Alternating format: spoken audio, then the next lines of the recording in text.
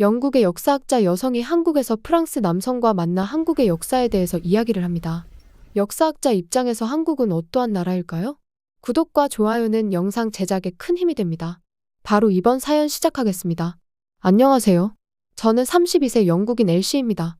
모든 것은 런던의 분주한 박물관 카페 한가운데에서의 간단한 대화로 시작됐어요. 저는 동료와 마주 앉아 얼그레이를 홀짝이고 있었는데 한국 얘기가 나왔죠. 엘시, 당신은 꼭 한국에 가봐야 해요. 그녀가 열정적으로 말했어요. 한국은 역사와 현대가 공존하는 나라예요. 당신이 정말 좋아할 거예요. 처음에는 회의적이었어요. 저는 유럽 역사, 특히 르네상스를 중심으로 한 역사를 연구하는 역사학자였으니까요. 한국은 제가 익숙하게 연구해온 주제와는 완전히 다른 세계처럼 느껴졌어요. 하지만 그녀의 말투에 어딘가 마음이 끌렸어요. 한국은 지난 한 세기 동안 전쟁, 분단, 그리고 경제 기적을 겪은 나라였어요. 그것만으로도 알아볼 가치가 충분했죠.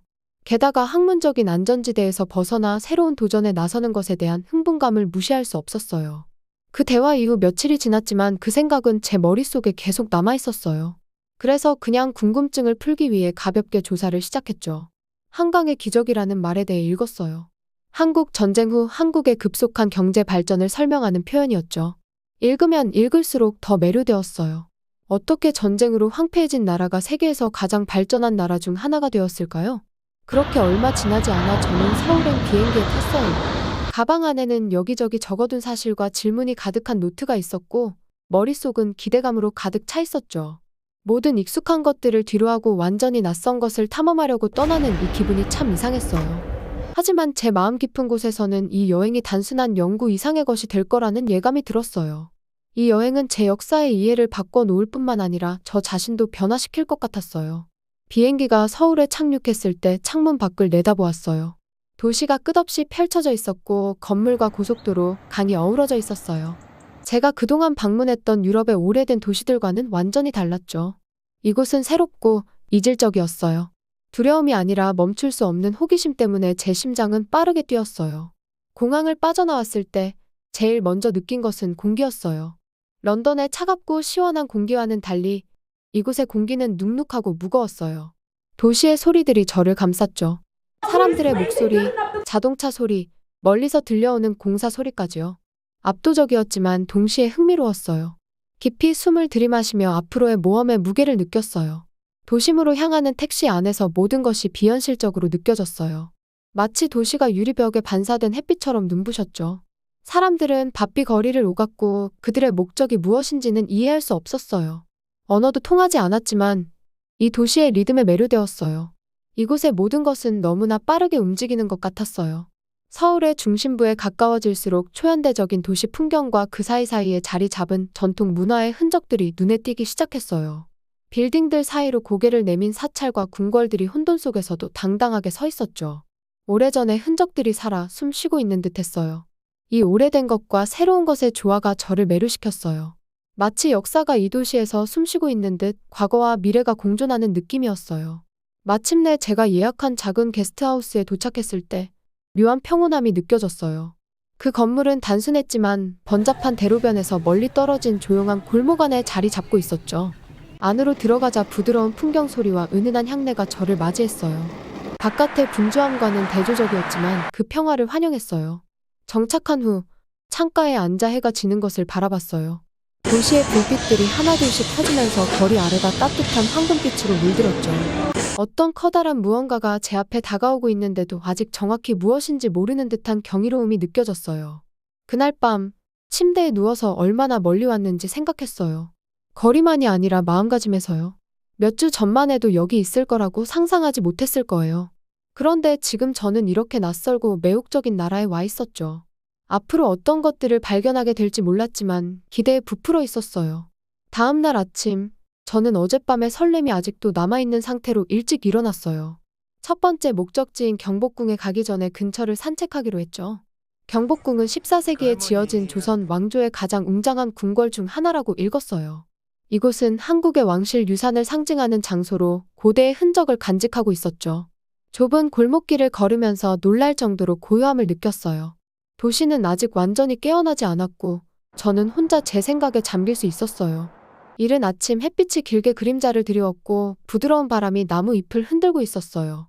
참으로 평화로웠고 거의 명상적인 느낌이 들었죠. 궁에 도착했을 때쯤에는 태양이 하늘 높이 떠올라 궁전 전체를 황금빛으로 물들이고 있었어요. 거대한 문이 저 앞에 서 있었고 웅장하면서도 경이로웠어요. 마치 그 안에 수세기 동안의 역사를 지키고 있는 듯했죠. 저는 잠시 멈춰서 모든 것을 천천히 음미했어요. 이게 제가 여기에 온 이유였죠.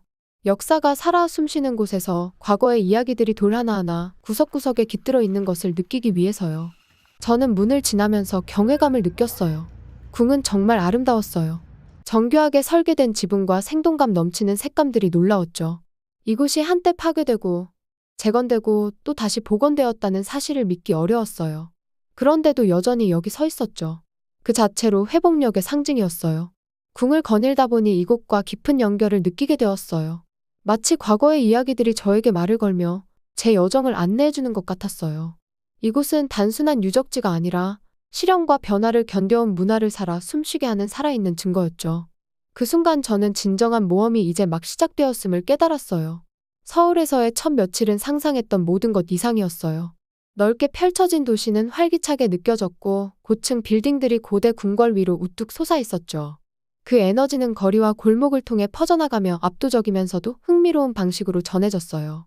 매일 아침 저는 경복궁 같은 역사적인 장소들을 방문했어요. 경복궁의 웅장함이 현대적인 스카이라인과 대조를 이루는 모습은 매우 인상적이었어요. 비무장지대 DMZ 역시 강렬한 인상을 남겼죠. 남북한 사이에 아직도 남아있는 그 긴장감은 쉽게 느껴졌고 여전히 위태로운 평화를 상기시키는 장소였어요. 오후에는 명동의 활기찬 거리들을 돌아다녔어요. 네온사인과 길거리 음식 노점들이 서로의 주목을 끌기 위해 경쟁하는 것 같았어요. 도시의 냄새, 광경, 소리는 그 어떤 것과도 비교할 수 없었죠. 모든 것이 과장된 듯 느껴졌어요. 거리는 사람들로 가득했고 관광객과 현지인들이 목적과 흥분감을 가지고 끊임없이 움직였어요. 저도 완전히 그 리듬에 빠져들었죠. 이번 여행에서 나엘이라는 사람을 만났어요. 그 이름은 즉시 제 주의를 끌었어요. 마치 그 유명한 프랑스 배우처럼요. 그는 웃으며 자기소개를 했어요. 저와 비슷한 나이의 프랑스인이었고 아시아를 순회하는 프랑스 미술 전시회를 위해 큐레이터로 일하고 있었어요. 우리는 역사와 문화를 사랑한다는 공통점 덕분에 금방 친해졌어요. 나엘은 막 중국에서 돌아온 참이었고 어느 오후 작은 카페에 앉아 그곳에서의 경험을 이야기해 주었어요. 그는 2명의 중국인 여행자와 함께했던 홈스테이 경험을 들려주었죠. 그의 말에 따르면 그들은 혼란스럽고 이기적, 이어서 방 안에 있던 다른 사람들이 제대로 쉴 수 없었다고 해요. 그 방 안의 긴장감에 대해 설명하면서 그는 깊은 한숨을 내쉬었어요. 그들은 다른 사람을 전혀 신경 쓰지 않았어요. 나엘은 고개를 저으며 말했어요. 하지만 그 방에 한국인 여행자가 있었는데 그 사람은 그들에게 맞섰어요. 목소리를 높이지도 않았고 큰 소란을 일으키지도 않았어요. 그저 그들의 행동을 차분하고 단호하게 지적했죠. 그랬더니 그들이 멈췄어요. 저는 그 장면을 상상하며 그의 이야기에 귀를 기울였어요. 나엘은 이야기를 잘 풀어나가는 재능이 있었고 적절한 드라마를 더해 저를 이야기 속으로 끌어들였어요. 하지만 저에게 가장 인상 깊었던 것은 갈등 자체가 아니라 그 갈등이 해결된 방식이었어요. 그 한국 여행자는 단순히 그들을 대면한 게 아니었어요. 무례하지 않고 오히려 존중하는 태도로 그들에게 지적했어요. 그리고 그게 먹혔어요. 그 2사람은 너무 놀라서 사과했고 이후로는 조용히 행동했죠. 저는 이 이야기에 매료되었어요. 서울에 머무른 짧은 시간 동안 저는 이미 이곳 사람들이 공공장소에서 어떻게 행동하는지를 눈여겨보고 있었어요. 공기 중에는 조용한 존중이 흐르고 있었고 이는 모든 것에 영향을 미치는 것 같았어요. 지하철에서는 사람들이 조용히 줄을 서고 붐비는 시장에서도 상인들이 손님을 정중히 맞이하는 등 그곳에는 다른 많은 곳에서 본 적 없는 질서가 있었어요. 나엘의 이야기는 제가 서울에 온 이후로 생각해왔던 것을 건드렸어요. 이곳에는 눈에 띄는 예의와 배려가 있었어요. 그것은 억지로 꾸며낸 것도 아니었고 과장된 것도 아니었어요. 그냥 이곳의 문화였고 일상 속에 자연스럽게 녹아들어 있었죠. 사람들은 자기 행동이 다른 사람에게 미치는 영향을 진심으로 신경 쓰는 것처럼 보였어요. 그 이후엔 어떻게 됐나요? 제가 더 알고 싶어 몸을 앞으로 기울이며 물었어요. 응, 나엘이 미소 지으며 말했어요. 그 2사람은 그 후로는 조용히 있었죠. 그런데 그 한국 여행자가 제가 남은 기간 동안 잘 지낼 수 있도록 도와줬어요. 우리는 몇 시간 동안 대화를 나눴어요. 그는 한국의 관습과 사람들이 왜 타인에 대한 행동을 그렇게 신경 쓰는지 설명해줬죠. 덕분에 정신을 잃지 않을 수 있었어요. 그의 말은 대화가 끝난 후에도 제 마음속에 계속 남아있었어요. 단순한 이야기가 아니었어요. 나엘이 한국 여행자에 대해 이야기할 때 그 존중감이 인상 깊었고 그 경험이 그에게 깊은 인상을 남긴 것이 분명했죠. 그날 저녁 게스트하우스로 돌아가는 길에 저는 문화가 해외에서 우리의 경험을 어떻게 형성하는지 생각하게 되었어요. 우리는 종종 우리의 기대와 가정을 가지고 외국에 도착하지만 결국 우리 시각을 진정으로 바꾸는 것은 그곳에서 만나는 사람들이죠. 한 번의 친절한 행동, 하나의 이해심 있는 행동이 문화 간의 간극을 메워줄 수 있어요. 나엘의 이야기는 제가 서울에서 느끼기 시작한 서양과 한국의 차이점에 대해서도 생각하게 만들었어요. 런던이나 파리에서 누군가에게 맞서면 논쟁이 일어나거나 최소한 긴장감이 흐르기 마련이죠. 하지만 서울에서는 갈등을 처리하는 방식이 달랐어요. 부드럽고 더 신중하게 다가가면서도 결코 무례하지 않았어요. 단호하되 무례하지 않고 존중하되 약하지 않은 태도였어요. 저는 그런 경험을 직접 작은 방식으로 느꼈어요. 작은 기념품을 샀음에도 상인이 깊이 고개를 숙이며 감사 인사를 전한 것처럼요. 또는 길을 잃고 헤매는 저를 지하철역까지 안내해준 낯선 사람처럼 그들은 아무런 대가도 바라지 않았죠. 이곳의 사람들에게서 느껴지는 너그러움은 점점 더 제 마음을 사로잡았어요. 며칠이 지나고 나서 저는 다시 나엘을 만났어요. 우리는 또 한 끼 식사를 함께하며 그가 아시아를 여행하며 겪은 더 많은 이야기를 나누었어요. 각각의 이야기는 우리가 서 있는 장소에 따라 세상이 얼마나 다르게 보일 수 있는지를 상기시켜 주었죠. 하지만 어떤 나라든 상관없이 우리가 만나는 사람들이야말로 우리의 여행을 가장 크게 형성해주는 존재라는 것을 깨달았어요. 그리고 그곳에 앉아 나엘의 이야기를 들으며 저는 중요한 깨달음을 얻었어요. 이 모험은 단순히 한 나라의 역사를 배우는 것이 아니었어요. 그 역사를 살아온 사람들을 이해하는 것이었죠. 한국에서의 여정을 이어가는 동안 나엘의 이야기는 제 머릿속에 계속 맴돌았어요. 그 이야기는 저로 하여금 주변 사람들의 미묘한 특징들을 더 잘 인식하게 만들었죠. 어디를 가든지 한국인들이 일상을 살아가는 모습 속에서 조용한 회복력의 흔적을 볼 수 있었어요. 번화한 시장에서부터 평온한 공원에 이르기까지 그 나라를 지탱하는 보이지 않는 힘이 존재하는 듯했죠. 그들의 역사는 점령, 전쟁 그리고 분단으로 얼룩져 있었지만 그들이 자신을 대하는 태도에는 그 어떤 원한도 보이지 않았어요. 오히려 깊숙이 자리한 조용한 존엄성이 느껴졌어요. 마치 오랜 시간 동안 인내의 예술을 터득한 것처럼요. 이곳에서 시간을 보낼수록 한국 전쟁의 역사에 더욱 끌리게 되었어요.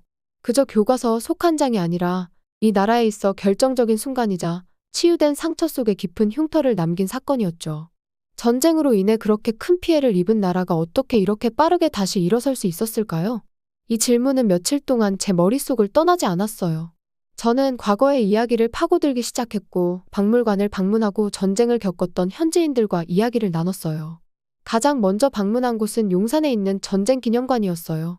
이 거대한 박물관은 한국 전쟁의 참상과 수많은 희생자들의 이야기를 전시하고 있었죠.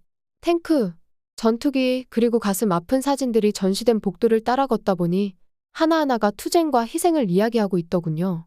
그곳에서 전쟁이 남긴 엄청난 파괴의 규모에 놀라지 않을 수 없었어요. 도시 전체가 잿더미로 변했고 가족들이 뿔뿔이 흩어졌죠. 하지만 그 혼돈 속에서 어떻게 세계에서 가장 기술적으로 발전한 나라 중 하나가 나올 수 있었을까요? 한강의 기적이라 불리는 이 경제 발전은 더 이상 기적처럼 보이지 않았어요. 그것은 생존하고 번영하려는 불굴의 의지 그리고 강인한 정신력의 결과였죠. 저는 몇 시간 동안 박물관에서 전시물을 구경하고 전쟁을 겪은 몇몇 나이 든 방문객들과 대화를 나눴어요. 만나는 사람들마다 거리에서 느꼈던 그 조용한 강인함을 지니고 있었어요. 70대 후반쯤 되어 보이는 한 노인은 어린 시절 전쟁을 겪은 이야기를 들려줬어요. 그의 목소리는 부드러웠고 거의 감정이 없는 듯 보였지만 폭격과 사랑하는 사람을 잃은 고통을 설명할 때는 더없이 침착했죠. 하지만 전쟁 이후의 시기를 말할 때 그의 목소리는 달라졌어요. 그 말 속에는 자부심이 묻어났고 한국이 이룩한 성과에 대한 성취감이 느껴졌죠. 우리나라는 망가졌었죠. 그가 제 눈을 바라보며 말했어요. 하지만 우리는 절대 포기하지 않았어요. 우리는 이랬고 재건했고 전보다 더 강하게 만들었죠. 그의 말은 박물관을 떠난 후에도 제 마음속에 오래 남아 있었어요. 한국의 진짜 이야기는 단순히 과거에 대한 것이 아니었어요. 그것은 나라를 재건한 사람들에 대한 이야기였죠.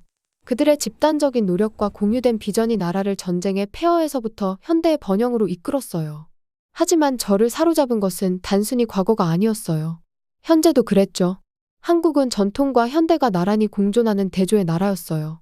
한쪽 거리에서는 디지털 광고판들이 최신 유행을 반짝이는 초고층 빌딩을 볼 수 있었고, 그 바로 옆에는 고요하게 서 있는 수백 년 된 사찰이 있었어요. 도시의 혼란 속에서도 고요히 서 있죠. 저를 가장 매료시켰던 것 중 하나는 한국이 빠른 산업화를 일상 속에 어떻게 자연스럽게 통합했는지였어요. 그 기술력은 정말 놀라웠죠. 이곳 사람들은 제가 본 것 중 가장 앞선 디지털 세계에서 살고 있었어요. 초고속 인터넷에서부터 기술을 손쉽게 다루는 문화에 이르기까지. 한국은 미래를 완벽히 받아들인 것이 분명했어요. 그럼에도 불구하고 이 나라는 여전히 과거에 대한 깊은 존경심을 가지고 있었어요. 그것은 가장 작은 세부 사항들에서부터 느낄 수 있었죠. 사람들이 서로에게 인사를 할 때 고개를 숙이는 모습, 전통시장이 현대적인 쇼핑몰과 나란히 번성하는 모습, 그리고 일상적인 의식 속에서 여전히 존중받는 고대의 관습들까지.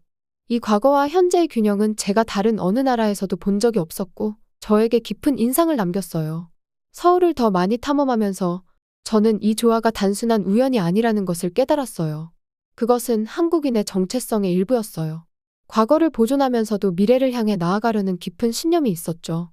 마치 이 나라는 뿌리를 잇지 않기로 결심한 듯했고 앞으로 나아갈 가능성을 기꺼이 받아들이는 것처럼 보였어요. 그 후 며칠 동안 저는 이 이중성에 몰입했어요. 아침에는 사찰과 역사적인 장소들을 방문하며 이 땅을 형성한 풍부한 문화와 역사를 흡수했죠. 그리고 오후에는 첨단 기술 지구를 돌아다니며 미래를 만들어가는 혁신적인 기술들을 감탄하며 바라봤어요. 어느 오후, 저는 북촌 한옥 마을에 도착했어요.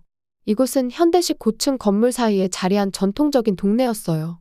좁은 골목길은 곡선 지붕과 나무 기둥으로 이루어진 한옥들로 가득했죠. 마치 시간 여행을 하는 듯한 느낌이었어요. 하지만 마을 너머에는 도시의 유리타워들이 보였고 미래가 멀지 않다는 것을 상기시켜 주었어요. 그 거리를 걷는 동안 저는 경외감을 느꼈어요. 한국은 다른 많은 나라들이 어려워했던 일을 해냈죠. 그들은 과거를 기리면서도 미래를 건설하는 방법을 찾았어요. 둘 중 하나를 선택해야 할 필요가 없었어요. 그들은 둘 다를 받아들이고 그것들이 자연스럽게 공존하도록 만들었어요. 이 깨달음은 제 여정에서 중요한 전환점이었어요. 저는 한국의 역사에 대해 배우기 위해 이곳에 왔고 전쟁에서 번영으로의 변화를 사실과 수치로 연구하려 했죠. 하지만 제가 발견한 것은 훨씬 더 깊은 것이었어요. 그것은 단순히 나라를 형성한 사건들에 관한 것이 아니었어요. 그것은 그 사건들을 살아온 사람들에 관한 것이었죠. 그들의 회복력, 결단력, 그리고 적응력은 단지 국가를 재건한 것뿐만 아니라 다른 어느 곳에서도 본 적 없는 독특한 문화를 만들어냈어요. 그날 저녁, 작은 카페에 앉아 차 한 잔을 마시며 제가 본 모든 것을 곱씹어 보았어요. 저는 이 여정이 저를 변화시키고 있음을 깨달았어요. 저는 새로운 역사적 장을 배우기 위해 이곳에 왔지만 이제는 더 가치 있는 무언가를 배우고 있었어요. 다른 사람들의 시선으로 세상을 보는 법, 문화의 복잡성을 이해하는 법, 그리고 전통과 진보 사이의 섬세한 균형을 이해하는 법을 말이죠. 한국은 이제 단순한 지도상의 한 곳이 아니었어요. 그것은 사람들의 힘을 증명하는 살아있는 숨쉬는 증거였고 그곳에서 역사는 미래와 완벽한 조화를 이루며 춤을 추고 있었어요. 그리고 저는 그곳에 잠시라도 함께할 수 있어서 감사했어요. 한국을 떠날 즈음, 저는 몇 주 전 이곳에 도착했을 때와는 전혀 다른 사람이 되어 있음을 깨달았어요. 단순한 연구 여행으로 시작된 이 여정은 훨씬 더 깊은 의미를 가진 여정으로 바뀌었죠. 저는 지식과 사실, 역사적 배경을 찾으러 왔지만 결국 제가 발견한 것은 인내라는 것이 무엇을 의미하는지에 대한 더 깊은 이해였어요. 비행기가 인천국제공항을 이륙할 때 저는 창밖을 내다보며 펼쳐진 거대한 도시를 바라보았어요. 반짝이는 야경과 고대 궁궐이 공존하는 서울은 제 마음속에 깊은 흔적을 남겼어요. 하지만 저를 변화시킨 것은 단지 도시 그 자체가 아니었어요. 그것은 사람들이었고 그들의 이야기였으며 제가 마주했던 회복력이었어요. 한국은 상상조차 할 수 없는 고난을 겪어왔어요. 점령, 분단, 전쟁의 상처는 그들의 역사에 깊이 새겨져 있었죠. 그러나 저를 가장 놀라게 한 것은 이 나라가 단순히 살아남은 것에 그치지 않고 더 강해지고 더 단결했으며 성공을 향해 나아가려는 결의를 보였다는 점이었어요. 한국은 자신의 비극에 의해 정의되지 않으려 했고 대신 희망과 야망으로 미래를 다시 써내려갔죠. 제가 한국에서 만났던 많은 현지인들과의 대화들이 떠올랐어요. 젊은 학생들부터 전쟁을 겪었던 노인들까지 각양각색의 사람들이 자신들의 이야기를 들려주었죠. 모든 대화에서 공통적으로 느껴졌던 것은 자부심이었어요. 단지 한국이 이룩한 성과에 대한 자부심뿐만 아니라 그 성과를 이루기 위한 여정에 대한 자부심이었어요. 과거의 고난은 잊히지 않았지만 그것은 힘의 원천이 되었죠. 제가 만난 사람들은 자신이 직면한 어려움에 연연하지 않았고 오히려 그 어려움이 자신들의 회복력을 어떻게 형성했는지를 중점적으로 이야기했어요. 특히 한 기억이 강하게 남아 있었어요. 전통시장에서 만난 50대 중반의 한 여성과 나눈 대화였죠. 그녀의 가족은 전쟁을 겪었고 그녀는 부모님에게서 어려웠던 시절의 이야기를 듣고 자랐어요. 그녀의 가족이 직면한 역경에도 불구하고 그녀는 미래에 대해 조용한 자신감을 가지고 있었어요. 그때 삶은 결코 쉽지 않았어요. 그녀는 말하며 인생의 무게가 반영된 눈빛을 보였어요. 하지만 우리 한국인들은 어떻게 견뎌야 하는지 알아요. 우리는 무슨 일이 있어도 계속 나아가는 법을 알죠. 그녀의 말은 비행기 안에서 제 머릿속에 메아리 쳤어요. 인내심, 회복력, 이것들이야말로 한국이 가장 어두운 시기를 이겨낼 수 있게 해준 자질이었어요. 그러나 그 이상으로 한국을 앞으로 나아가게 한 것은 단결과 공유된 목적이었어요. 한국 사람들은 나라를 재건하기 위해 하나로 뭉쳤고 그 결과는 상상할 수 없을 정도로 성공적이었죠. 한국의 경제적 성공은 부인할 수 없는 사실이었어요. 높이 솟은 초고층 빌딩들, 최첨단 기술 그리고 번영하는 산업들을 보면 그 표면만으로도 성공이 드러났죠. 하지만 그 모든 것의 밑바탕에는 더 깊고 의미 있는 이야기가 있었어요. 그것은 어려운 상황에서도 포기하지 않은 사람들의 이야기였어요. 역사학자로서 저는 항상 과거에서 교훈을 찾았어요. 문명의 흥망성쇠, 전쟁의 원인과 결과, 정치와 문화가 역사 속에서 어떻게 얽혀 있는지를 연구해왔죠. 그러나 한국은 저에게 다른 교훈을 주었어요. 가장 가치 있는 교훈 중 일부는 먼 과거에서 오는 것이 아니라 현재에서 지금 역사를 살아가는 사람들로부터 온다는 것을요. 역사는 그저 일어나는 것이 아니었어요. 그것은 사람들이 그들의 행동, 선택 그리고 회복력을 통해 만들어가는 것이었죠. 한국은 그 살아있는 예시였어요. 이 나라는 자신의 상황을 뛰어넘어 앞으로 나아가기로 결정한 나라이며 미래가 불확실할 때에도 결코 멈추지 않았어요. 비행기는 바다를 건너는 항로를 따라 나아갔지만 제 마음은 여전히 서울에 머물러 있었어요. 제가 배운 모든 것을 되새기며 말이죠. 생존과 재건 그리고 희망의 이야기들은 단지 한 나라의 회복에 관한 이야기 이상이었어요. 그것은 인간의 강인함, 공동체의 힘, 그리고 여정이 아무리 험난해도 언제나 나아갈 길이 있다는 믿음에 대한 교훈이었어요. 저는 한국의 역사학자로서 세계에 대한 이해를 넓히기 위해 왔어요. 하지만 단순한 학문적 지식 이상을 얻고 떠나고 있었어요. 저는 회복력, 인내, 그리고 재건이 무엇을 의미하는지에 대한 새로운 시각을 얻게 되었어요. 런던으로 돌아가는 비행기 안에서 시간이 흘러가면서 저는 감사와 겸손한 마음이 교차하는 것을 느꼈어요. 그러한 회복력을 직접 목격할 기회에 감사했고 우리 모두가 각자의 강인함을 시험하는 도전에 직면한다는 사실을 깨달으며 겸손해졌어요. 그런 도전에 어떻게 반응하느냐가 우리를 정의하는 것이었죠. 한국은 저에게 회복력은 단순한 생존을 넘어선 것이라는 것을 가르쳐 주었어요. 그것은 역경을 딛고 일어서서 그 뒤에 더 강한 무언가를 만들어가는 것에 관한 것이었어요. 그것은 희망에 대한 이야기였어요. 현재가 아무리 불확실하더라도 더 나은 미래를 믿는 것에 관한 것이었죠. 그리고 무엇보다도 그것은 단결에 관한 것이었어요. 공동체로서 함께 모여 앞으로 나아가는 것에 대한 이야기였죠. 창밖으로 구름이 지나가는 모습을 보면서 이 경험이 제 삶에 오랫동안 남을 것임을 알았어요. 한국은 단순한 경제적 성공의 이야기가 아니었어요.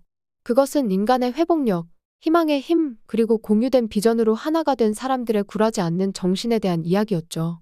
그리고 제 삶, 제 도전들을 생각하면서 한국에서 배운 교훈들은 누구에게나 어디에서나 적용될 수 있다는 것을 깨달았어요. 여정이 아무리 어려워도 회복력과 희망 그리고 단결이 있으면 언제나 앞으로 나아갈 길이 있다는 것을요.